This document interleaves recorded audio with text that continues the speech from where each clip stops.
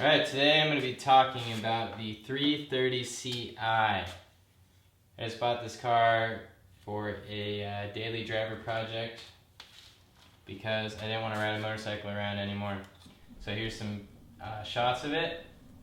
One thing I noticed about this car, besides all of the mechanical things that the previous owner has neglected to maintain, the stock speakers are terrible. If you listen to any sort of song with low frequency in it, it sounds like someone is spitting on your ears. So you hear a hip hop song and it sounds like and so you get to the point where you realize that you need to fix the speakers. When I opened up the rear deck, the speaker looked like this. It was ripped. So I looked at the forums, and the people on there are telling you to buy stock replacements. And I don't think that's a good idea because they're expensive and they sound terrible. So why would I do that?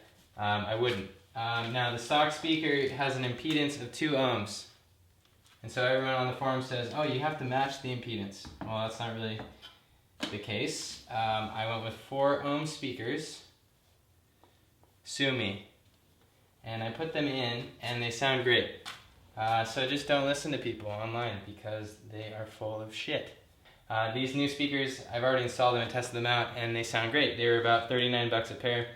They came with the bracket from Crutchfield. They gave you the machine screws for the door, so they go right in. Now when you install the rear deck speakers, they give you the same brackets. And so it's kind of like, hey, what do I do? So let's see. I bought some screws from Lowe's that worked. I needed a 10 by 1 1/4. 1 1/4 is the length. And these work great. The speakers sit in there, the top clips on. They don't make any vibrating noise. They just sound clear.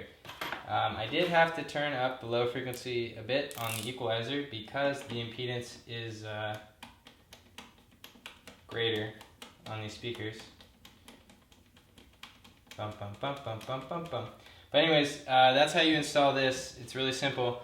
The rear deck is the same. Let's go to the door and I'll show you what you have to do at the door. I cut these wires to wire in the new speakers. It didn't come with a plug-and-play connector from Crutchfield, so you have to use the speaker cables and wire it in.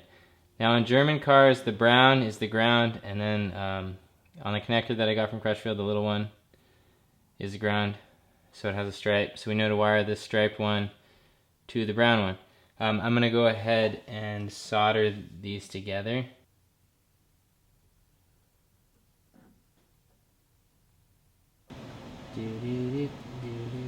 Okay, so that fits right over the top.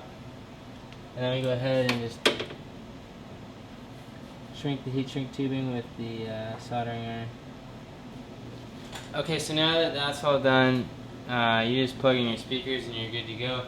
You know how to do the door panel probably because you probably had a window regulator go out, because that's what happens in these cars. Right now I'm replacing a window regulator, which is why I did the speaker upgrade.